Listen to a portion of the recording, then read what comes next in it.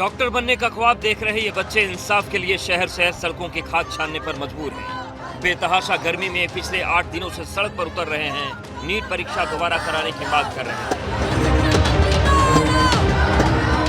जो रिजल्ट जारी किया गया है उसके आधार पर हो रही काउंसलिंग रोकने की मांग कर रहे हैं। नीट परीक्षा में हुई धांधली के खिलाफ आवाज बुलंद कर रहे हैं, लेकिन इनकी कोई सुनने वाला नहीं। हाँ, इनकी सुनवाई हुई सुप्रीम कोर्ट में, लेकिन वहां से भी इन्हें राहत नहीं मिली। नीट अभ्यर्थियों की तरफ से सुप्रीम कोर्ट में दायर याचिका में मांग की गई थी कि काउंसलिंग पर रोक लगाई जाए। जवाब में कोर्ट ने कह दिया कि काउंसलिंग पर रोक नहीं लगेगी।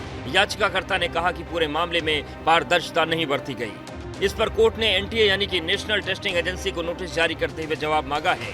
एनटीए का जवाब आने के बाद अगली सुनवाई अब 8 जुलाई को होगी। मामला सुप्रीम कोर्ट में है और 8 जुलाई को अगली सुनवाई होगी, यानी कि समाधान मिलने में कितना वक्त लगेगा यह भी कोई नहीं जानता। काउंसलिंग जारी रहेगी, मतलब एडमिशन प्रक्रिया चलती रहेगी। अब अगर एडमिशन प्रोसेस जारी रहेगा तो फिर स्टूडेंट्स के आरोपों का क्या होगा? क्या 8 जुलाई तक एनटीए पूरे विवाद काल निकाल लेगा? ऐसे ही कई सवाल हैं जिनका जवाब नहीं मिल रहा है और अभ्यर्थियों और उनके अभिभावकों का शहर शहर विरोध प्रदर्शन जारी है। इस मामले में सियासी दल भी कूद पड़े हैं। जिस तरह से ये नीट एग्जाम्स आप देख रहे हैं, महाराष्ट्र सरकार में भी आपने देखा है, जो तलाटी की एग्जाम हुई थी उसमें भी भ्रष्टाचार के आरोप हुए। तो मेरे ख्याल से इसकी जो एसआईटी की मांग और ऑर्डर आया है कोर्ट से, तो हम एसआईटी जल्द से जल्द होनी चाहिए और let's wait for the reply. हर एक क्षेत्र में ऐसे ही खेल शुरू है। रेलवे मंत्रालय जिनको सौंपा गया है उनका फेलियर तो आपने देखा होगा। नीट की जो बात आती है तो यही बात हम कहते आए हैं, चाहे स्टेट में हो या फिर देश भर में हो, जो ये पब्लिक एग्जामिनेशन होते हैं उन पे कोई ना कोई एक रूल चाहिए। जो पेपर फोड़ते हैं, पेपर को लीक करते हैं, कोई कार्रवाई नहीं होती है, कोई पनिशमेंट नहीं होती। कम से कम 10 साल की सजा हो, ये हमारी मांग रही है। विपक्ष के आरोपों पर सरकार की तरफ से जवाब आया है। सरकार का कहना है कि बातचीत जारी है, न्याय मिलेगा। जरूर इंसाफ करने का ही इरादा इस सरकार पे है और उसके ऊपर जिन लोगों को बैठकर चर्चा करनी चाहिए वो सब कर रहे हैं और जिस तरह से वो करके निर्णय बताएंगे वो हम खुद ही पता चलेगा। उसके बाद आप चिंतित हैं इसको लेकर? जरूर चिंतित हैं। कोई भी मुद्दा ये देश में आएगा सबके लिए तो चिंतित हैं। जो अधिकारी इसके ऊपर बैठना चाहिए वो सब बैठकर मिलजुल कर जो न्याय के पक्ष में निर्णय लेंगे उससे सहमत हूं। सरकार का जवाब आ गया है। उसने कम से कम अभ्यर्थियों को न्याय दिलाने का भरोसा तो दिया है, लेकिन नीट परीक्षा कंडक्ट करने वाली एजेंसी एनटीए खामोश है। उसे अपनी गलती का जरा भी एहसास नहीं और न ही उसे जवाब देते बन रहा है। एबीपी न्यूज संवाददाता विवेक श्रीवास्तव एनटीए दफ्तर पहुंचे और जब उन्होंने एनटीए के एक अधिकारी से बात करने की कोशिश की तो क्या हुआ आप देखिए। सर, आप अपना नाम और पद बता दीजिए, पता चले कि कोई रिप्रेजेंटेटिव आया था। चलिए हम बता देंगे। नहीं, बता दीजिए, आप बता दीजिए। आपको किसी ने भेजा था? नहीं, मैं तो बोल दिया हूँ, इनसे बात किए थे, मैंने बता दिया। सर आप बताइए। मैंने इनको बता दिया, मुझसे मैं अभी इसमें कुछ नहीं कर सकता हूँ। आप कितनी देर में वापस आएंगे सर? सर कितनी देर में वापस आएंगे आप? सर कितनी देर में वापस आएंगे आप? किससे बात करने जा रहे हैं सर आप?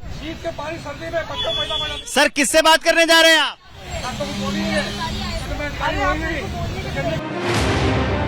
अब हम आपको बताते हैं कि दरअसल पूरा मामला क्या है। 5 मई 2024 को नीट की परीक्षा हुई। नीट परीक्षा से पहले पेपर लीक होने का आरोप है। आरोपों पर एनटीए ने कोई एक्शन नहीं लिया। परीक्षा के दौरान कई सेंटर पर पेपर बांटने में देरी हुई। वक्त की बर्बादी पर एनटीए ने कंपनसेटरी मार्क देने का ऐलान किया। 4 जून को नीट के नतीजे घोषित किए गए। ग्रेस मार्क देने से मेरिट लिस्ट प्रभावित हुई, लिहाजा देश के लाखों अभ्यर्थी परीक्षा को रद्द कर दोबारा कराने की मांग कर रहे हैं। लोग बच्चे मर रहे हैं और बड़े लोगों के बच्चे जा रहे हैं एम्स में। जिन्होंने 1 करोड़ दे दिए होंगे उनके बच्चे एम्स में पहुंच जाएंगे, क्योंकि घोटाला तो हित किया है। ये स्कैम जो केजरीवाल का स्कैम है शराब घोटाला, उससे कई गुना बड़ा है। पटना पुलिस ने पेपर लीकिंग का एफआईआर कर रखी है। 13 लोग अरेस्ट हैं, पर पता नहीं क्यों नहीं मालूम है डिपार्टमेंट को। और ये जो एनटीए है ये हर बार भ्रष्टाचार और करप्शन के केस में फंसता है। इसी के गलत डिसीजन के वजह से हर साल स्टूडेंट सुसाइड करते हैं, पर इनको कोई चिंता नहीं है। हम सुसाइड तो करने वाले नहीं, हम लड़ते लड़ते मर जाएंगे, लेकिन लड़ेंगे आखिरी सांस तक। अब मुंबई की आंचल पाल का मामला देखिए। आंचल ने इसी साल 12वीं की परीक्षा पास की। पिता रिक्शा चलाते हैं। बेटी का सपना डॉक्टर बनने का है। 10वीं से ही नीट की तैयारी कर रही है। जब 4 जून को नतीजे आए तो खुशी का ठिकाना नहीं था। आंचल को 720 में से 566 मार्क्स मिले। गवर्नमेंट मेडिकल कॉलेज में दाखिला तय था, लेकिन अब आंचल के सपने पर पानी फिरता दिख रहा है। परिवार का रो रो कर बुरा हाल है। मैंने जब ऑन द स्पॉट जब भी नीट का रिजल्ट रिलीज़ हुआ था 4 जून को, तभी मैंने 6 साढ़े 6 बजे के बीच में रिजल्ट चेक किया था तो 566 शो कर रहा था और ऑल इंडिया रैंक 52,000 के ऊपर था।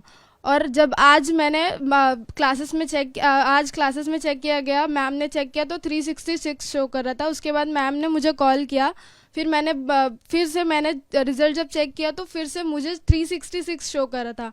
बट ये कैसे हो सकता है कि डायरेक्ट 200 मार्क्स का गैप कैसे हो सकता है? अब ऐसे तो बच्चे का मार्क्स जब इतना गिर जाएगा 200 एक साथ, तो बच्चा फिर से हिम्मत कर पाएगा पढ़ने के? लगातार मेहनत उसने किया है। बताइए अब उसने अपनी बात रखिए। भोपाल में भी नीट परीक्षा में हुई धांधली के खिलाफ विरोध प्रदर्शन जारी है।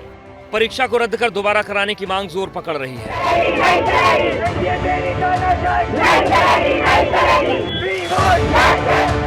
शहर शहर विरोध प्रदर्शन जारी है। परीक्षा को रद्द कर दोबारा कराए जाने की मांग हो रही है। सरकार न्याय दिलाने का भरोसा दे रही है, कोर्ट से राहत नहीं मिल रही। ऐसे में सवाल उठ रहा है कि देश के लाखों बच्चों को इंसाफ मिलेगा भी या नहीं।